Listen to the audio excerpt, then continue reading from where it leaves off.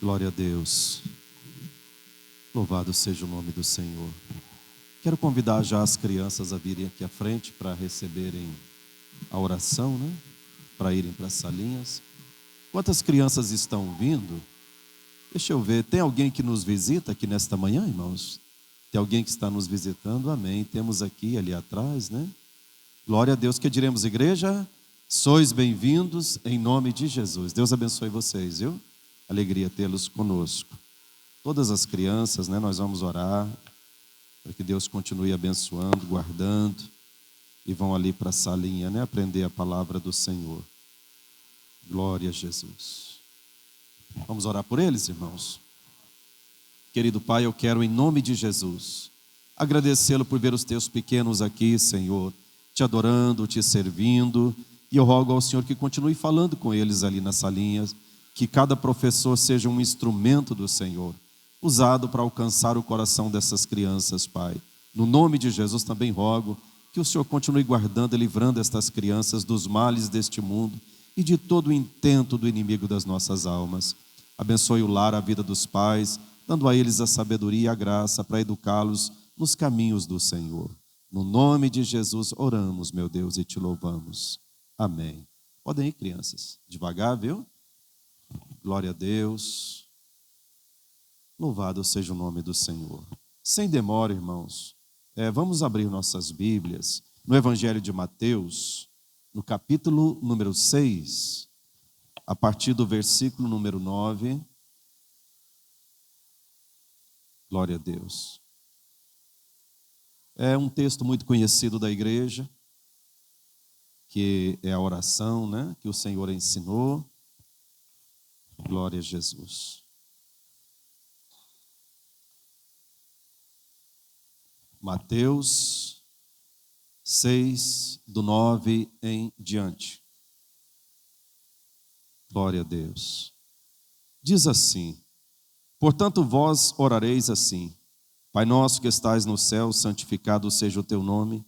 Venha o teu reino, seja feita a tua vontade, assim na terra como nos céus. O pão nosso de cada dia nos dá hoje. Perdoa-nos as nossas dívidas, assim como nós perdoamos aos nossos devedores. E não nos induzas à tentação, mas livra-nos do mal, porque teu é o reino, e o poder e a glória para sempre. Amém. Porque se perdoardes aos homens as suas ofensas, também vosso Pai Celestial vos perdoará a vós. Se, porém, não perdoardes aos homens as suas ofensas, também vosso Pai vos não perdoará as vossas ofensas. Amém?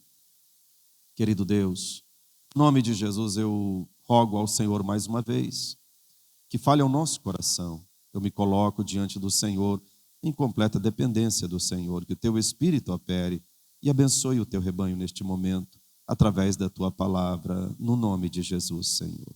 Amém. Os irmãos podem sentar, Deus abençoe.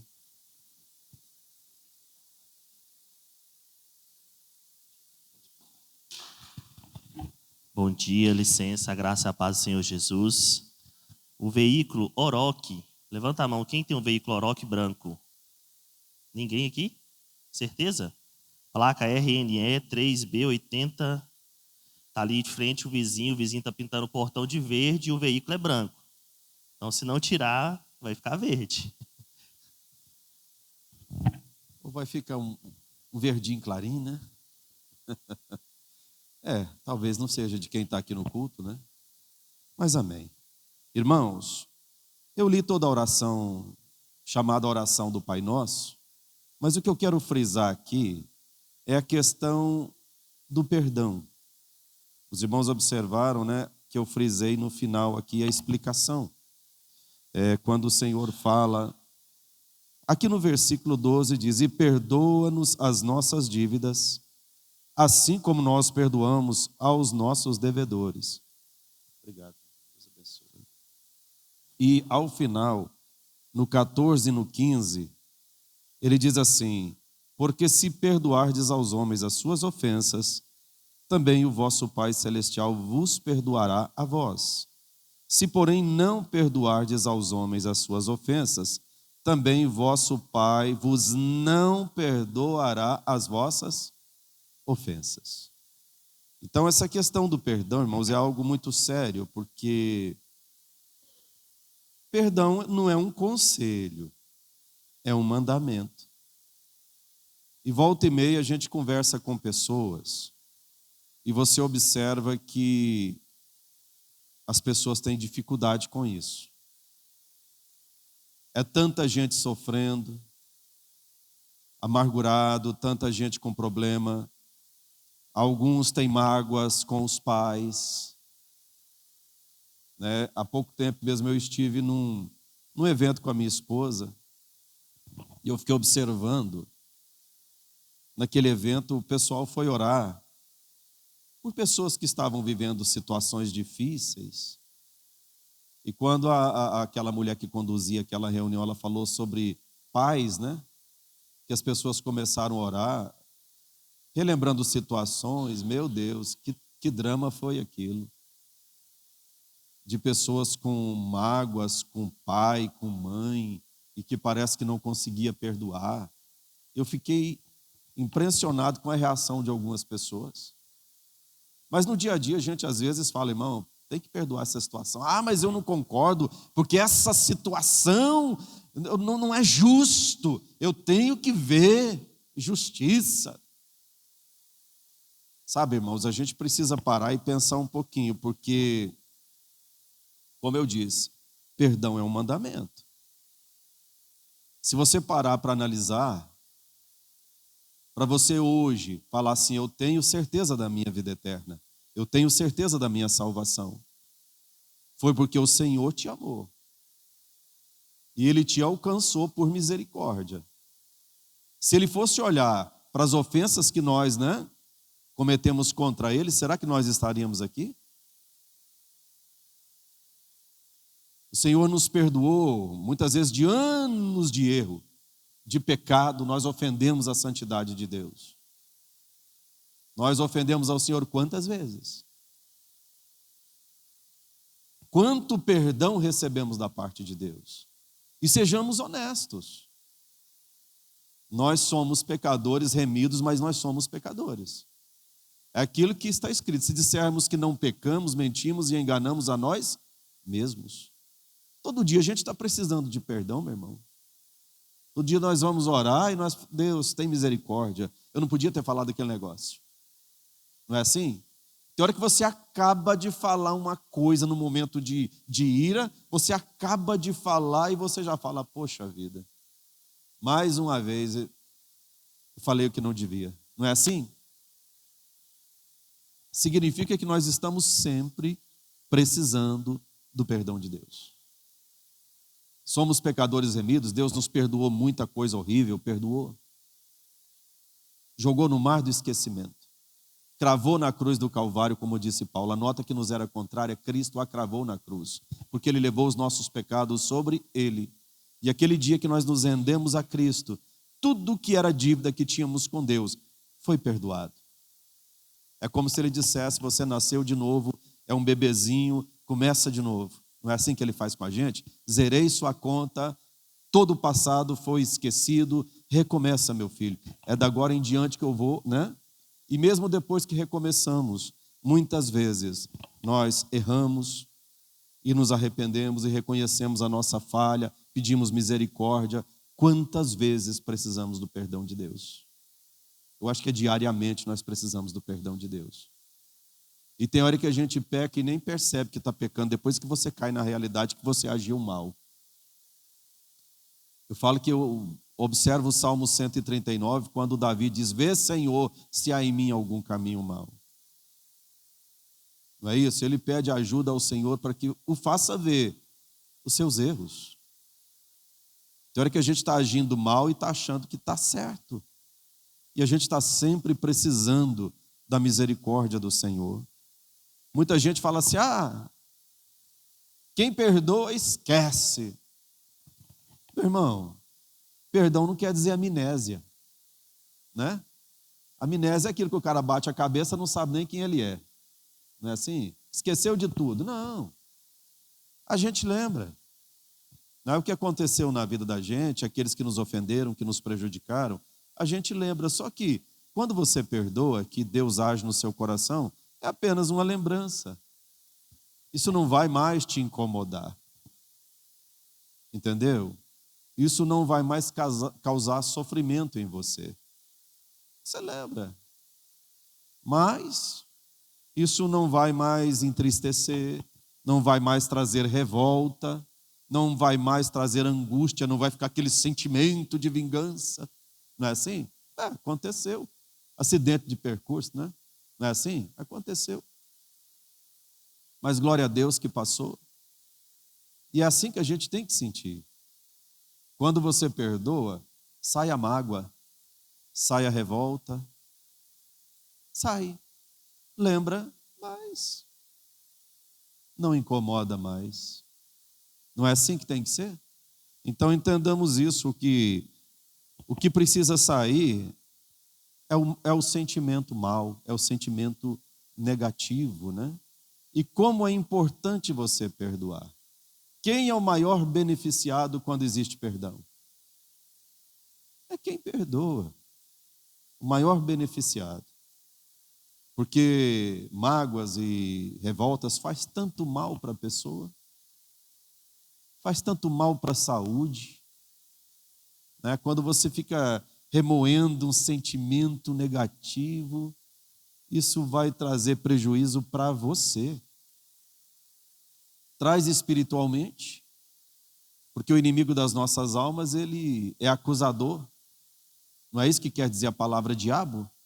Acusador? Traduzindo para o português, diabo quer dizer acusador. Satanás quer dizer adversário, inimigo. E é o que ele é, inimigo, adversário, acusador das nossas almas. Então, se você está sempre remoendo um sentimento negativo com respeito a alguém, desejando o mal dessa pessoa, deixando escapar palavras, ele vai usar isso contra você. Vai acusar você, vai achar lugar para te atingir, né? E aí isso vai virar uma munição na mão do inimigo. Mas quando você perdoa, você fecha essa brecha. E aquele sentimento que estava oprimindo, que estava te amargurando, que estava fazendo mal para a sua saúde, vai sair. Como eu disse, eu fiquei admirado de ver pessoas naquele evento ali, quando falou de perdoar os pais. Meu Deus, teve gente que entrou num choro convulsivo, teve gente que gritou. Eu fiquei impressionado. E quando você olha assim, muita gente crente que serve a Deus há anos. Infelizmente, irmãos, muitos pais erraram com seus filhos. Nós que somos pais erramos também. E pode ter certeza, eles também sofrem. Eles percebem que erraram, não é assim? Às vezes não sabem como corrigir isso. Eles também sofrem. Às vezes tem uns que não conseguem nem chegar e pedir perdão, não conseguem se expressar. Mas eles também sofrem quando caem na realidade que erraram. E às vezes o filho está ali segurando, amargurado. Não. Nós precisamos abrir o coração. Eu falo que tem gente que parece que ele cria uma cela dentro do coração, ele vai prendendo as pessoas que ofenderam ele ali. Não é assim? E ele vai guardando aquilo ali e parece que almejando o mal dessas pessoas, né? Mas nós precisamos, irmãos, abrir essa cela. A Bíblia diz: soltai e soltar-vos-ão. Nós precisamos disso. Como eu disse, olha, observa aqui os versículos que lemos. Porque se perdoardes aos homens as suas ofensas, também vosso Pai Celestial vos perdoará a vós. Se, porém, não perdoardes aos homens as suas ofensas, também vosso Pai vos não perdoará as vossas ofensas. Então você vê que o perdão de Deus está condicionado ao perdão que oferecemos. Como isso é sério. Diante dessa palavra, eu creio que todos nós precisamos fazer uma análise. Precisamos fazer uma análise. Porque a questão aqui é tão grave que pode levar vidas a perder a eternidade com Deus. Pode levar vidas à condenação pela falta de perdão. É muito mais sério do que se imagina. Então, precisamos pedir a Deus graça. Porque se você tem uma luta com relação a isso, é necessário orar e falar: Senhor, me dá graça para que eu realmente perdoe. Ou me faça ver as coisas como o Senhor vê. A gente tem que olhar para as coisas à nossa volta, para o mundo, para as pessoas, irmãos, com o olhar de Deus. Eu sei que Deus, Ele conhece os corações, Ele conhece cada pessoa. Deus não vê as coisas como nós vemos. O homem natural tem uma visão do mundo e Deus tem outra. E nós precisamos pedir a Deus. Às vezes eu falo: Deus, dá-me uma visão espiritual. Tem gente que pensa, quando eu estou falando de uma visão espiritual, que eu estou querendo ver coisas do mundo espiritual, que eu estou querendo ter visões, né? Não é isso. Mas uma visão de forma espiritual é ver as coisas com o olhar de Deus. É ver o mundo com o olhar de Deus, é ver a vida com o olhar de Deus. É pensar mais no eterno do que no presente. É pensar mais no espiritual do que no material. É entender que nós não fomos criados para este mundo, que a razão da nossa existência não está aqui, que a verdadeira vida não é aqui, a verdadeira vida é lá na glória, que o tempo presente é um tempo para Deus nos moldar, nos lapidar, nos selecionar, e eu não deixar que o mundo, o presente, me absorva de maneira que eu perca o meu olhar para o eterno. Entendeu? Nós precisamos pedir a Deus que nos faça ver as coisas da forma que Ele vê. E não deixar que o presente, que a matéria nos absorva de maneira tal que a gente comece a achar que tudo isso aqui é muito importante e a eternidade passe a parecer que é apenas um sonho, uma imaginação. Então a gente precisa que Deus nos faça ver a vida, o mundo, com o seu olhar. Ao longo da nossa existência, sim, vai ter acidente de percurso, nós vamos ferir pessoas, pessoas vão nos ferir. Não é assim que acontece? É assim que acontece, infelizmente. Eu falo que a gente almeja nunca errar. A gente quer acertar todas, não é assim? Mas a gente consegue? Você consegue fazer tudo certinho? Você quer acertar todas, mas tem hora que você falha. Infelizmente, nós somos assim. E se nós somos assim, nós vamos muitas vezes precisar do perdão de Deus, precisar do perdão das pessoas que nós convivemos. Está aqui minha esposa. Quantas vezes eu tenho que pedir perdão para ela? Não tem vergonha de pedir perdão. Tem hora que no momento que a gente não pensa bem, dá uma palavra que não precisava. Fala uma coisa que não tinha necessidade. Faz uma crítica precipitada e tem que reconhecer que errou. Não é assim? Tem que reconhecer que errou. Tem gente que tem tanta dificuldade de pedir perdão para quem é da família. Ele acha que porque é da família, ele não tem que pedir perdão. Não é assim? Erra com o filho e acha: mas é filho, eu sou pai, eu sou superior, né? Eu tenho uma hierarquia na família, então eu sou superior, eu sou aquele que deve comandar, então eu não tenho que pedir perdão a um filho quando eu erro. Isso não tira a sua autoridade, você reconhecer que errou. Isso vai ensinar o seu filho a também reconhecer os erros dele. E vai ensinar ele também a pedir perdão quando necessário. Não é assim?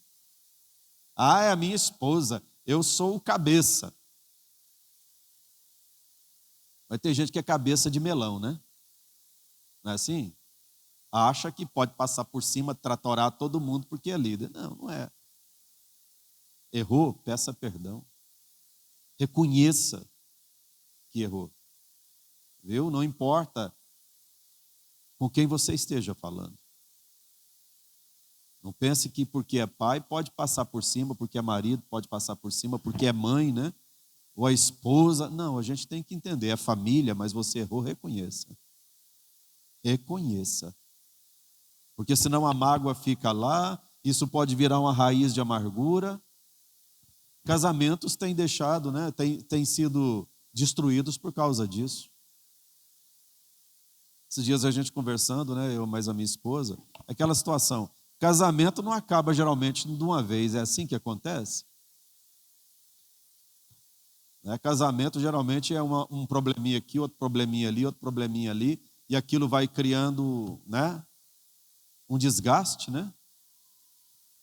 É igual aquela casa que foi edificada sobre a areia, que Jesus falou, né? Não foi edificada na rocha. E o que aconteceu? Vieram as intempéries, foi chuva, foi vento, não foi assim? Foi batendo, e a casa ruiu. E muitas vezes é assim que acontece. Uma ofensazinha hoje, outra amanhã, outra depois, vai criando uma raiz de amargura, vai criando barreiras. Daí a pouco não estão querendo conversar um com o outro, daí a pouco estão se evitando, e aquilo que era amor vai virando ódio. Não é assim? Às vezes por falta de perdão, por falta de uma boa conversa, de reconhecer que falhou. Lares são desfeitos por causa disso. E às vezes aí a base de tudo é o orgulho, né? Ao longo da minha vida, irmãos de pastor, eu já tentei ajudar pessoas a reconciliar, às vezes diante de impasses na igreja. Tem gente que para ele falar me perdoa, parece que ele está apanhando, ele está sofrendo para falar me perdoa. Tem uns que na hora de pedir perdão, ele fala assim, se você acha que eu errei, então você me desculpa. Você já viu isso? Se você acha, ele não reconhece que ele errou. E tem uns que falam assim, não, eu errei mesmo, mas a culpa foi sua, foi você que provocou. Eu errei, você me desculpa, mas a culpa foi sua. Ué, mas se a culpa foi dele, então você está pedindo perdão? Não tem gente que faz isso? Isso é igual o casal discutindo, ninguém quer admitir a culpa. A culpa foi sua, não, a culpa foi sua, não, a culpa foi sua. Guarda a faca, meu filho. Desarma o espírito. Reconheça o erro e peça perdão. Né? Deixe esse orgulho de lado. A gente tem que ser assim. Reconheça que você é humano e o humano falha. Né? Eu nunca me esqueço de uma pessoa que um dia falou para mim assim, sabe por que eu não sou crente? Eu falei, não, por quê? Porque eu sou perfeccionista. Toda igreja que eu vou, eu vejo erro demais. Aí você fala assim, poxa vida, né? Sou perfeccionista.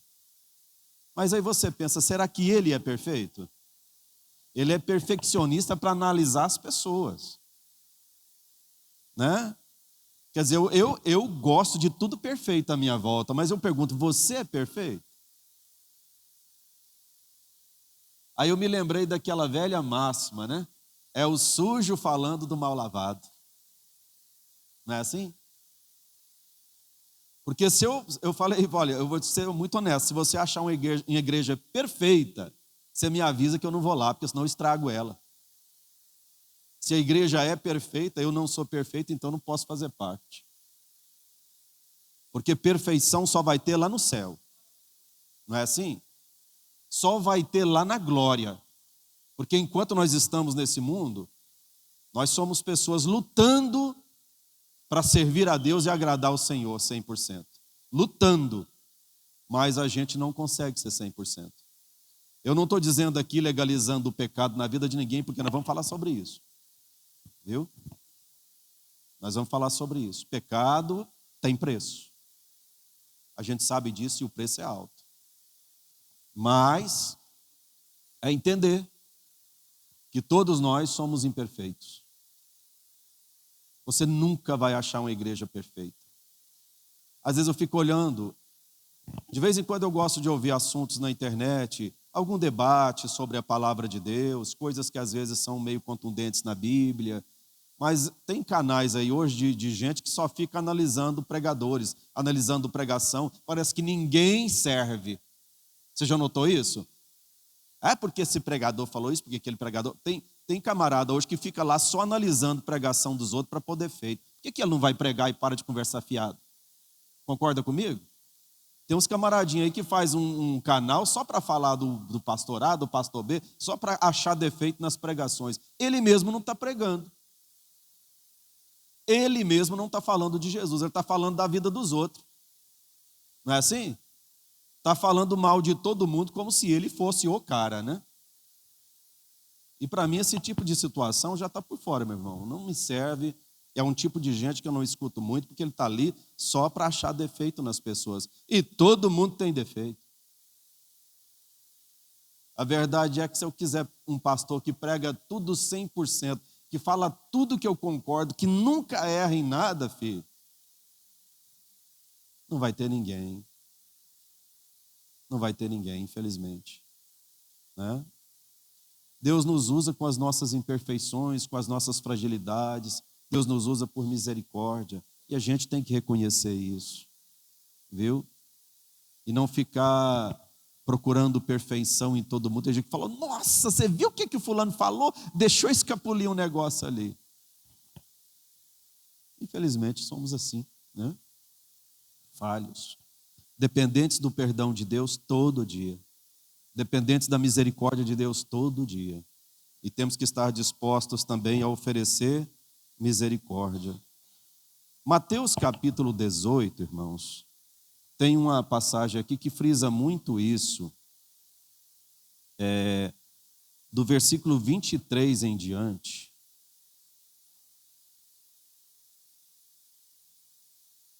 Uma parábola. Olha só. Por isso o reino dos céus pode comparar-se a um certo rei que quis fazer contas com os seus servos. E começando a fazer contas, foi-lhe apresentado um que lhe devia 10.000 talentos. Preste atenção, 10.000 talentos. E não tendo ele como pagar, o seu senhor mandou que ele, a sua mulher e os seus filhos fossem vendidos com tudo quanto tinha, para que a dívida se lhe pagasse. Então aquele servo, prostrando-se, o reverenciava, dizendo, Senhor, sê generoso para comigo e tudo te pagarei. Então o senhor daquele servo, movido de íntima compaixão, soltou-o e perdoou-lhe a dívida. Saindo, porém, aquele servo encontrou um dos seus conservos, que lhe devia 100 dinheiros. Olha só, ele devia 10.000 talentos que foram perdoados. E o outro devia 100 dinheiros. E lançando mão dele, sufocava-o, dizendo, paga-me o que me deves. Então seu conservo, prostrando-se aos seus pés, rogava-lhe, dizendo, sê generoso para comigo e tudo te pagarei. Ele, porém, não quis, antes foi lançá-lo na prisão até que pagasse a dívida.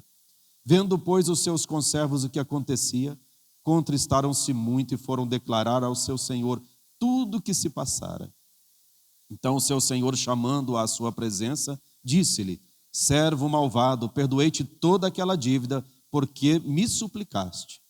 Não devias tu igualmente ter compaixão do teu conservo, como eu também tive misericórdia de ti?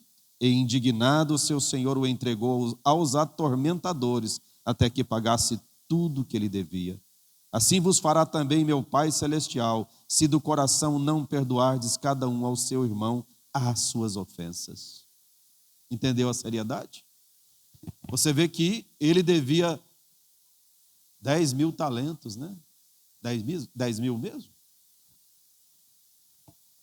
10.000 talentos. E o outro devia, né? Digamos assim, devia 10.000 reais, o outro devia 100 reais, vamos falar assim. O que devia uma quantia pequena, ele não quis perdoar. Enquanto ele havia recebido um perdão de uma grande dívida. É claro que 10.000 talentos era muito, muito dinheiro. Né? Era muita coisa para a época. Era peso em ouro, em prata, era muita coisa. Então, isso equipara ao que Deus nos perdoou. E ao longo da nossa vida nos perdoa, porque se Deus não perdoasse pequenas ofensas, ninguém seria salvo. Ninguém seria salvo, infelizmente. A gente fala errado, pensa errado, deixa de fazer o que tem que fazer. Não é assim? faz coisas erradas de vez em quando. Assim somos nós. Então essa parábola deixa claro. Ele estava cobrando uma pequena dívida e não aceitou perdoar.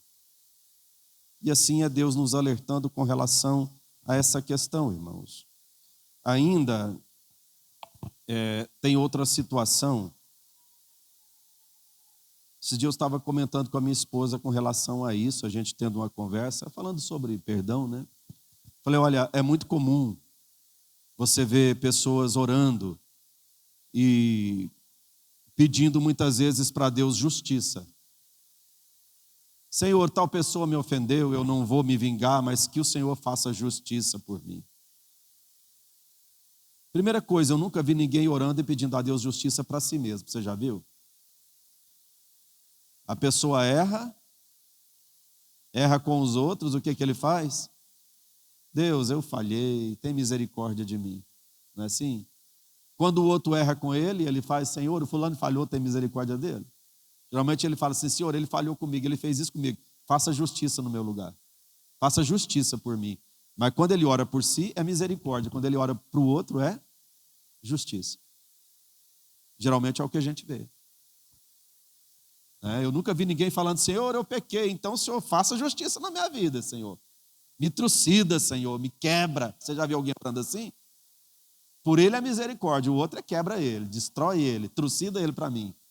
Não é assim? Falou mal de mim, Senhor.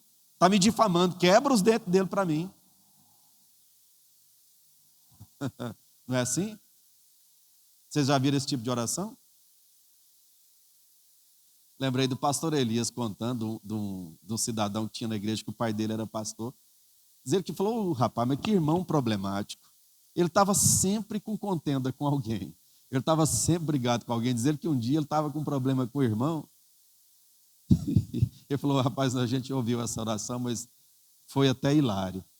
Ele está lá, Senhor, tem misericórdia de mim, Senhor. Eu sou mesmo uma pessoa difícil, Senhor. Eu preciso do teu perdão. Senhor, o Senhor está vendo o que está acontecendo, tem misericórdia da minha vida. Ô, Senhor, mas também meu nome não é osso para ficar na boca de cachorro, não, Senhor. Foi engraçado de vê-lo aí na hora que ele foi orar, ele pôs até uma ênfase, ele falou até mais alto, mas também meu nome não é osso para ficar na boca de cachorro, não, Jesus. Chamando o irmão de cachorro, né? E as pessoas geralmente têm dificuldade de ver os próprios erros, mas vê demais o erro dos outros. Infelizmente. Então a gente quer misericórdia, quer justiça na vida do outro, e muitas vezes por uma coisa pequena, por uma coisa simples. Mas, irmãos, quando nós lemos a palavra de Deus, especialmente ali em Coríntios, né? Nós vamos ver uma coisa séria. Lá em Hebreus, até é bom ler isso aí. Eu deixei com o irmão aí, Hebreus 12, do 6 ao 8, meu irmão. Quer ver? Eu vou até ler com os irmãos aqui. Olha só. Porque o Senhor corrige ao que ama e açoita qualquer que recebe por filho. Então entenda uma coisa, ao invés de você ficar preocupado que Deus ele corrija o outro, que Deus faça justiça na vida do outro, eu quero dizer uma coisa que você não tem que preocupar com isso. Você não tem que preocupar com isso. Você, da sua parte, deve perdoar para você ter o coração limpo, para você não dar lugar para o diabo. Viu? Porque Deus é um Deus de justiça. Nada fica sem justiça. Você não precisa pedir a Deus que faça justiça. Não precisa pedir. Simplesmente da sua parte, procure ter um coração limpo, procura perdoar, cuidar de você. Por quê? Se a pessoa que ofendeu você, se a pessoa que te prejudicou, ele for um servo de Deus e for alguém que Deus quer salvar, olha só, porque o Senhor corrige ao que ama e açoita ao qualquer que recebe por filho. Não preocupa com ele, se ele precisar de correção, ele vai receber. Entendeu? Mas passa para o 7, meu irmão, por favor. Se suportais a correção, Deus vos trata como filhos. Porque que filho há quem o pai não corrige? Se é crente, se é servo de Deus e precisa de correção, você pode ficar caladinho, não precisa ensinar a Deus não, que ele sabe trabalhar. Viu, meu irmão? Põe o 8, por favor, meu irmão. Mas se estais sem disciplina, da qual todos são feitos participantes, sois então bastardos e não filhos. Aí você fala, quer dizer então que se a pessoa não é um crente, ele não vai ser corrigido? Ele não vai ter justiça? Vai. Sabe onde? No inferno. Na condenação eterna. Que vai ser bem pior. Entendeu? Então eu quero que você entenda que todo erro, toda maldade, toda injustiça vai ser corrigida. Tem gente que fica assim, mas o mundo é mau, eu vejo tanta injustiça, eu vejo tanta coisa no mundo, parece que Deus não existe. Deus existe e toda justiça será feita. Viu, meu irmão? Toda justiça será feita. Tem gente que passa pela vida sofrendo, servindo a Deus, sendo injustiçado, mas lá na glória terá grande recompensa e terá grande honra da parte de Deus. Porque quando passar pelo tribunal de Cristo, receberá galardão. Viu? E toda alegria que não viveu, toda glória terá no céu.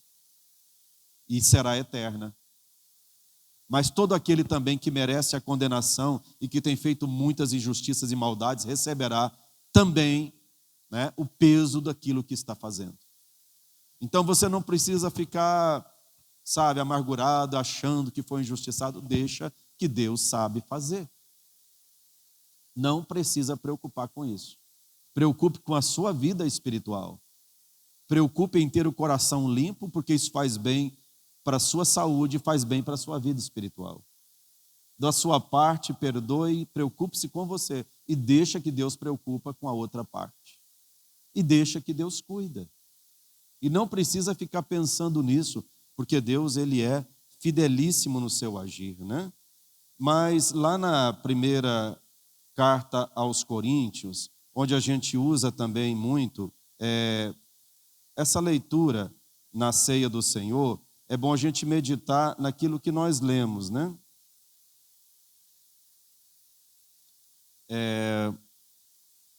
1 Coríntios 11, 32, por favor, meu irmão. Olha só. Eu vou até voltar um pouquinho, eu vou até ler o texto aqui na minha Bíblia, ó.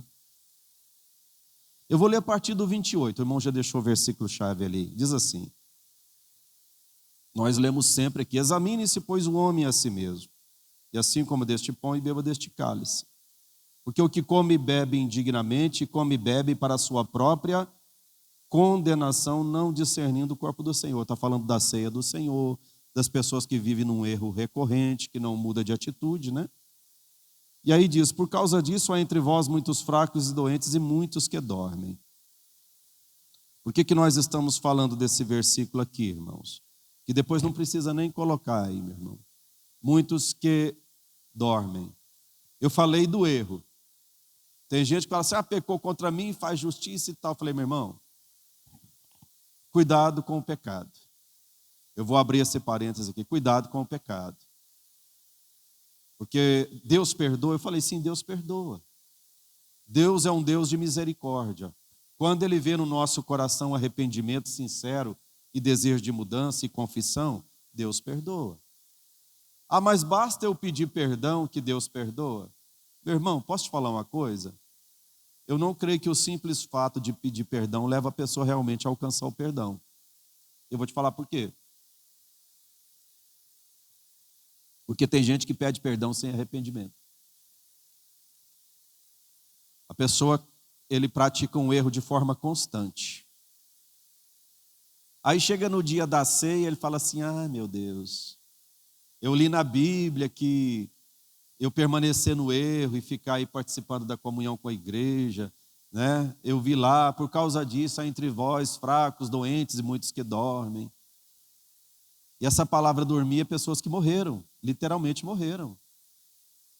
Está falando do sono, porque quando a pessoa morre e salva, a Bíblia fala, e os que dormiram em Cristo ressuscitarão. Já observou que Deus usa a palavra dormir para os salvos? O corpo fica ali inerte, mas no dia da vinda de Cristo, o Espírito que está lá no paraíso, né, ele vai vir e ressuscitar corporeamente. Não um corpo como esse exatamente, mas um corpo glorificado, como está escrito no 1 Coríntios, no capítulo 15. Depois dá uma lida no capítulo 15 e você vai ver que a Bíblia fala desse corpo com que ressuscitaremos ou seremos transformados, né? Então, muitas vezes fala desse sono da morte. Está falando de morrer salvo. E fracos, doentes e muitos que dormem. Então, eu quero que você entenda que muitas pessoas têm passado por provações, por enfermidades e até mesmo a morte por causa de pecado. E o pecado tem preço. E por que muitos chegam a morrer por causa do pecado? Porque tem gente que ele mantém o seu pecado oculto. Ele não se arrepende, ele não muda a conduta, ele não confessa seu pecado. Eu não estou dizendo que toda enfermidade é por causa de pecado. Não estou dizendo isso. Porque enfermidade parece que ela faz parte da vida humana. Tem alguém 100% saudável aqui, irmão? Não tem nenhum problema? Tem alguém aí? Eu quero ver você que você é um alienígena, você é um extraterrestre, né? Se tiver alguém aqui 100%, aí você é algo exclusivo, né? Até porque a nossa genética já está toda detonada, né? E cada vez, e cada geração que virá pior, sabia disso? A genética, cada filho que temos, né? A genética está enfraquecendo, isso é natural. E é científico isso, né? As mutações deletérias que ocorrem a cada geração, né? Então, infelizmente, todos temos problemas. Não significa que a doença seja, né, por causa de pecado, mas existe provações e enfermidades graves por causa de pecado. Porque Deus corrige a quem Ele ama. E por que tem gente que Deus permite até morrer? Porque tem gente que ele só confessa de verdade, ele só arrepende de verdade na hora que ele vê que não tem recurso, que ele está indo para a glória, que ele está partindo mesmo.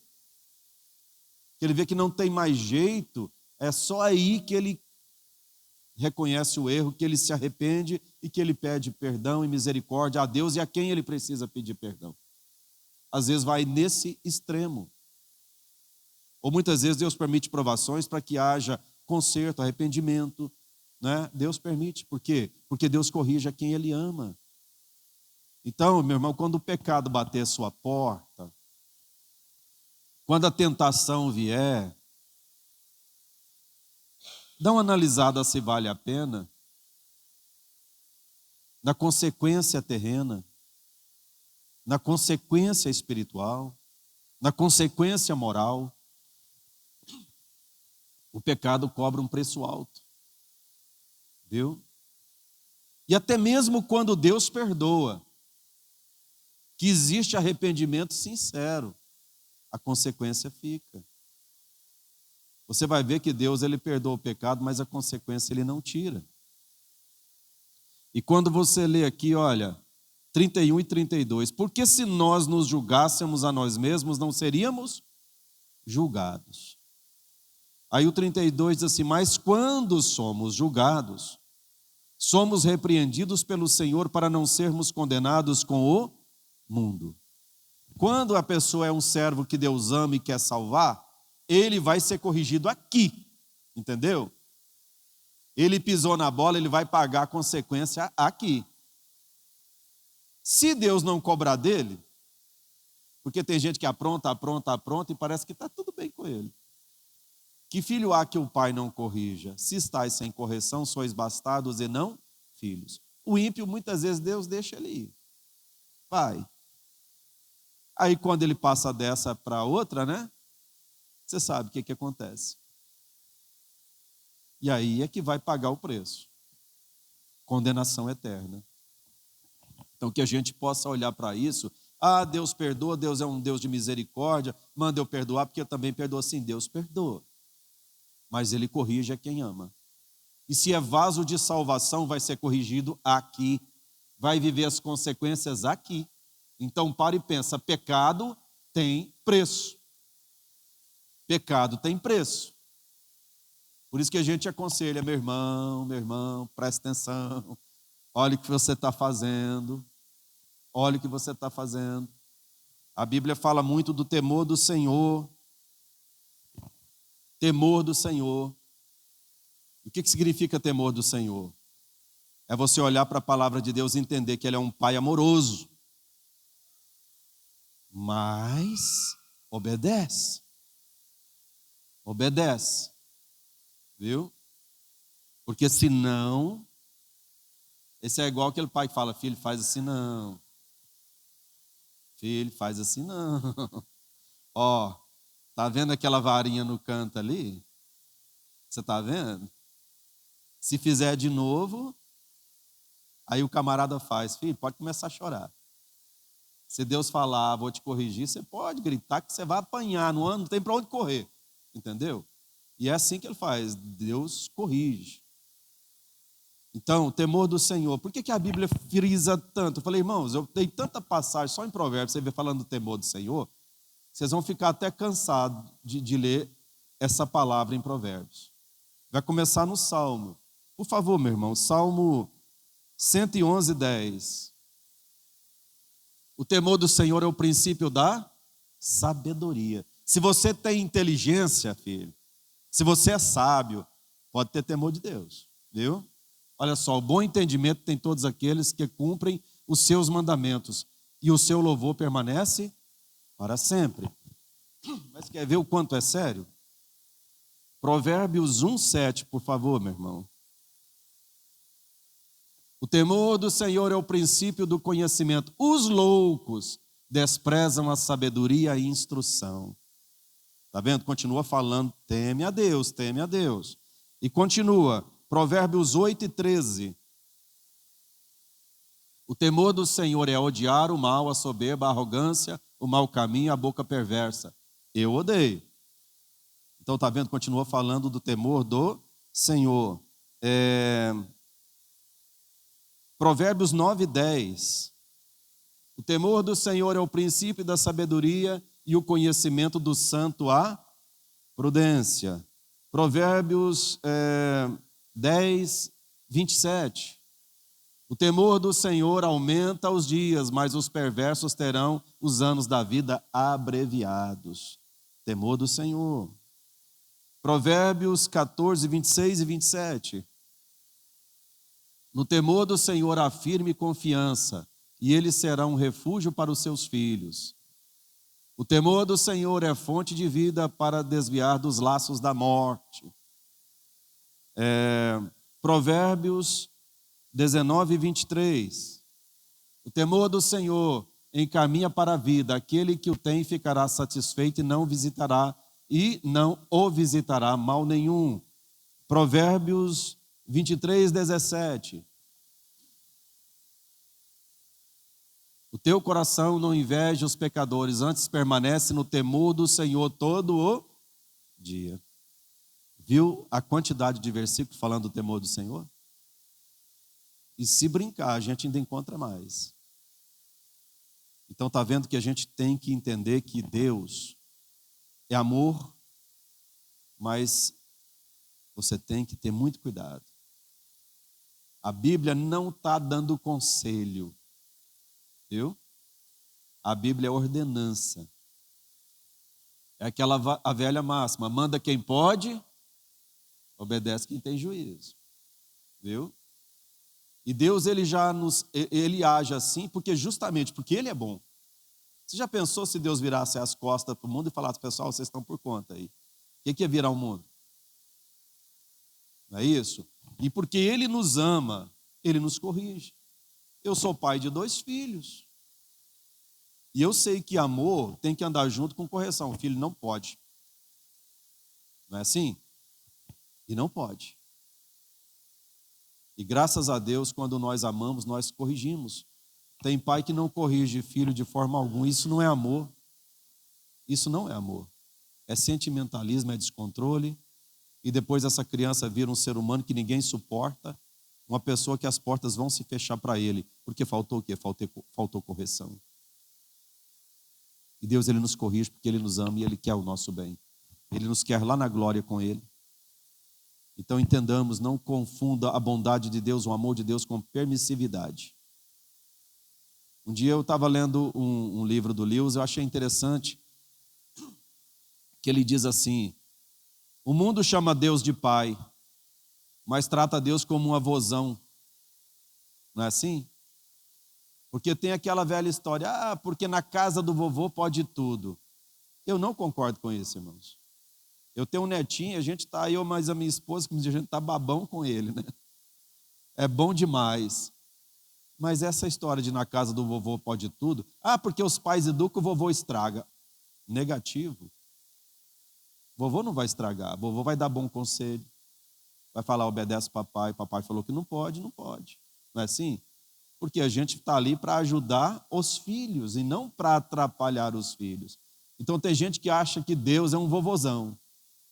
Porque Deus é amor, porque Deus não castiga ninguém, porque Deus é acolhedor, porque... Tá. Deus não é vovozão, não, Deus é pai. Viu? Entendamos isso. E papai que ama, corrige. Então entendamos isso. Tá bom, irmãos? Porque a Bíblia fala tanto de perdão. Porque Deus perdoa e fala para você perdoar.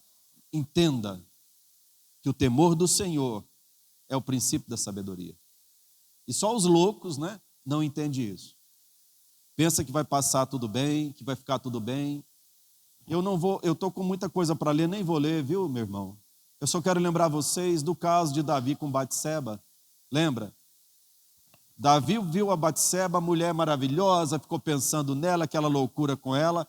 O marido estava na guerra, ele mandou buscar ela, adulterou com ela, mandou ela para casa, pensou que ia ficar tudo escondido, mas a mulher engravidou.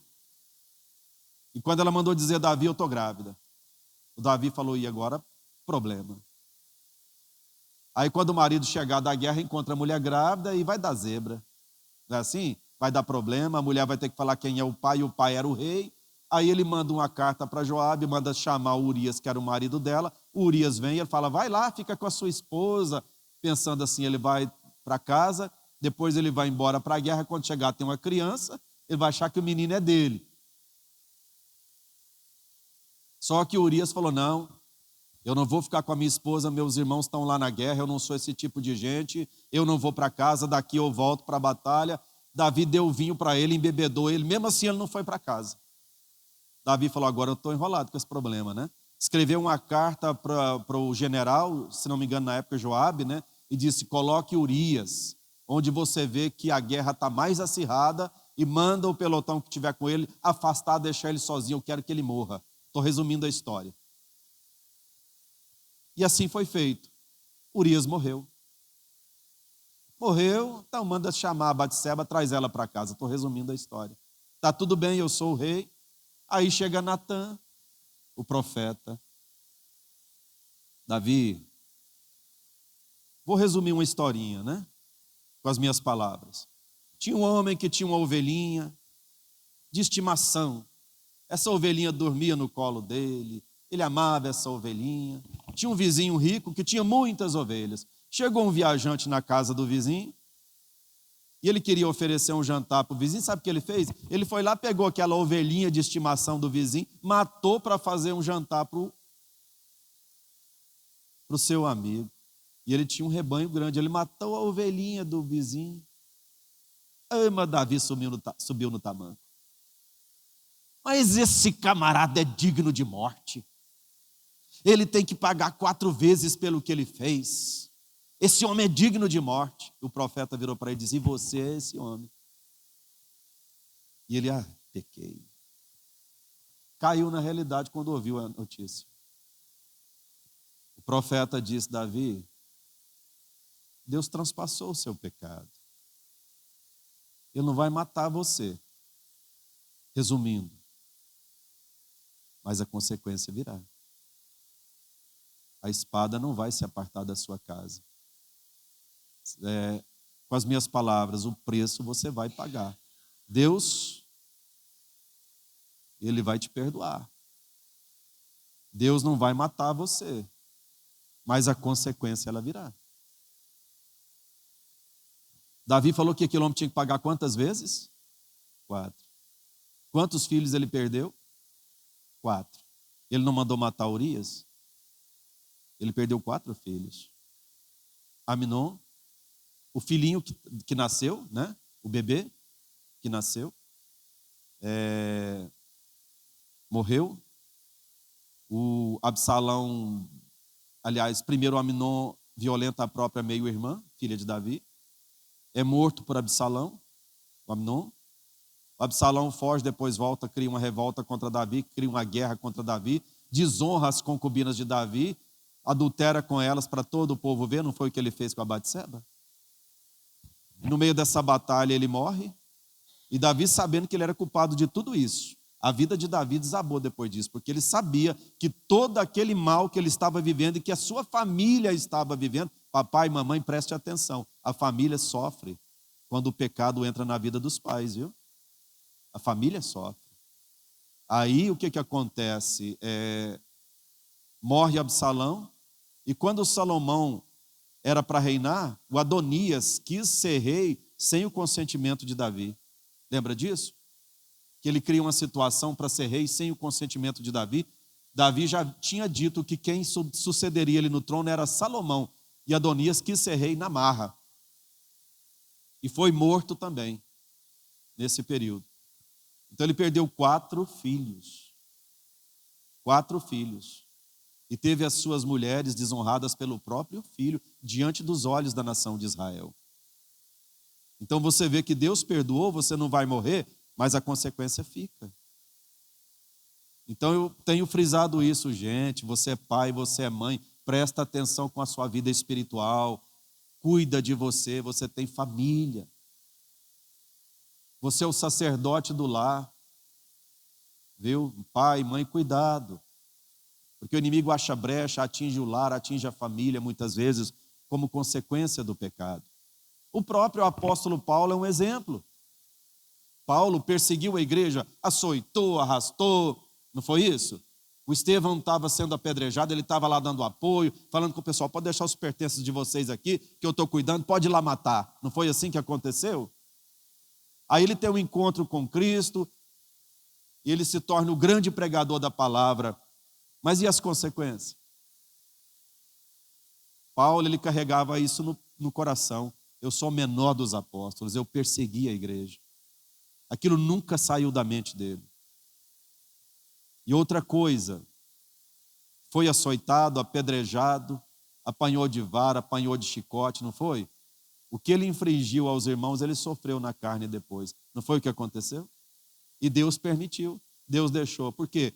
Porque Deus corrige a quem Ele ama. E nós lemos aqui em Coríntios, né? Eu vou ler de novo, guarde isso no coração.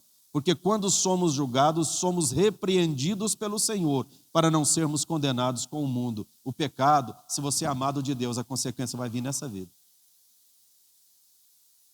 A consequência vai vir nessa vida. Deus perdoa, mas não tira a consequência. Então, quando o pecado bater a porta, a tentação vier, filho, faz igual José, larga a camisa para trás e corre. Viu? Sai fora, porque o problema é sério. O temor do Senhor é o princípio da sabedoria. Tá bom, irmãos? Sabendo disso, perdoa. Não carrega mágoa, você vai precisar de perdão. Não fica prendendo ninguém dentro do seu coração. Não fica. Você também precisa de perdão. Eu preciso de perdão. Eu quero convidar vocês a se colocarem de pé. Eu quero orar. Glória a Jesus.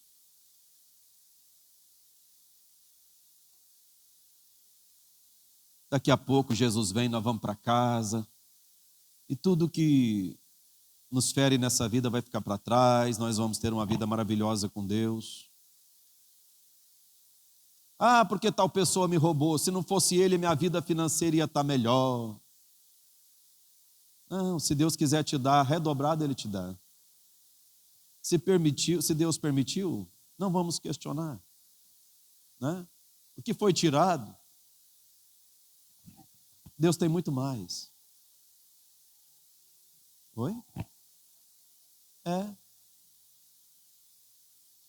Então, eu me lembro de uma época que eu tinha uns cheques sem fundo guardados na carteira, de umas coisas, uns prejuízos que eu tomei. Eu tinha promissória que não foi paga. Um dia eu olhei para aquilo e falei, quer saber? Rasguei e joguei no lixo. Glória a Deus. Falei, muito mais tem o Senhor para me dar. Não é assim? Largue esse negócio para trás, nem lembro quem, não quero nem saber. Aleluia. É Deus que cuida de nós. Do Senhor é a terra, a sua plenitude, o mundo e os que nele habitam. Se Deus quiser te abençoar, Ele vai te abençoar, Ele vai multiplicar isso e te entregar. Né? Então simplesmente deixe o seu coração tranquilo, lavado, no nome de Jesus.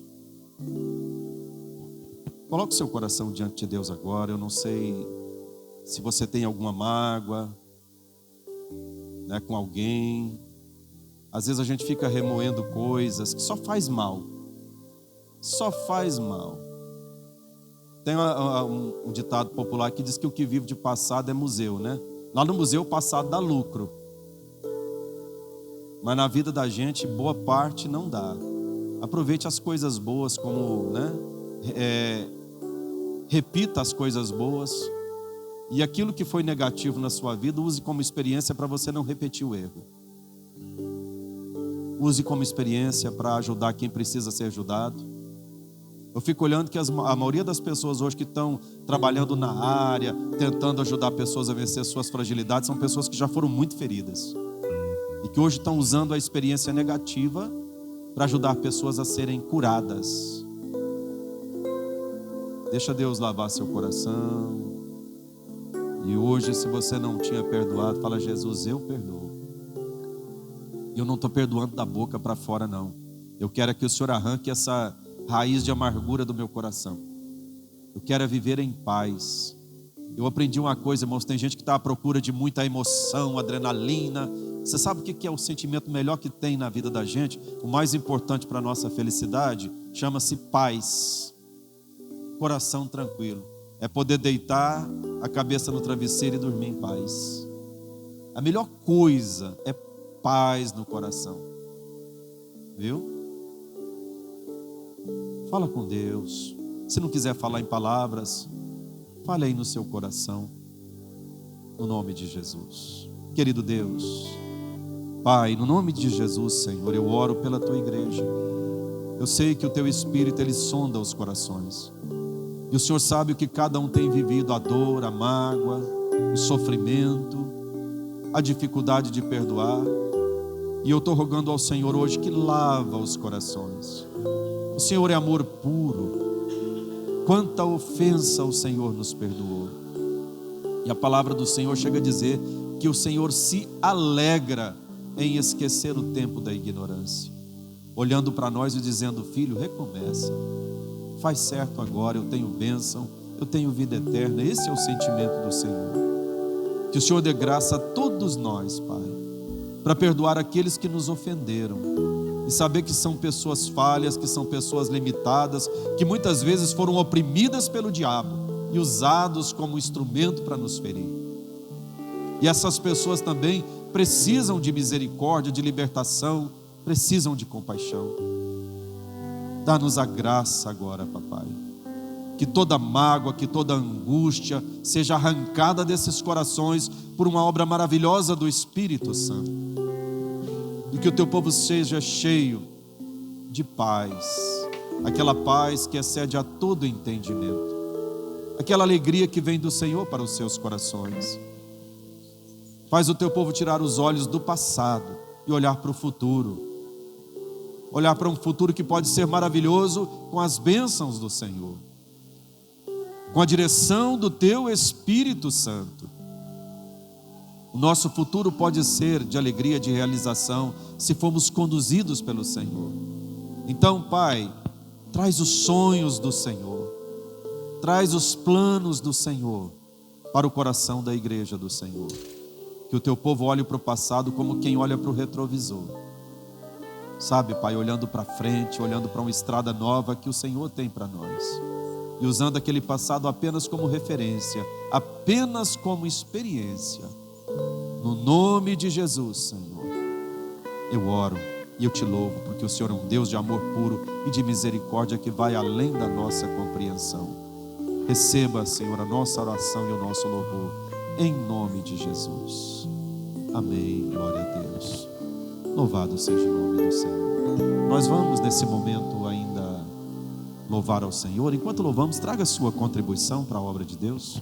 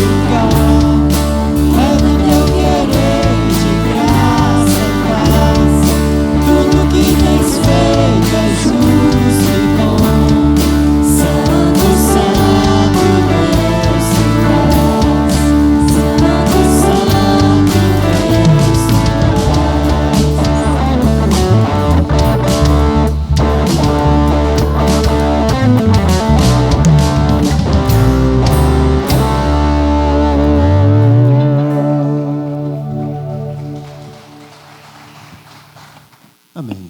Irmãos, alguns avisos. Essa semana, aquela oração que ocorre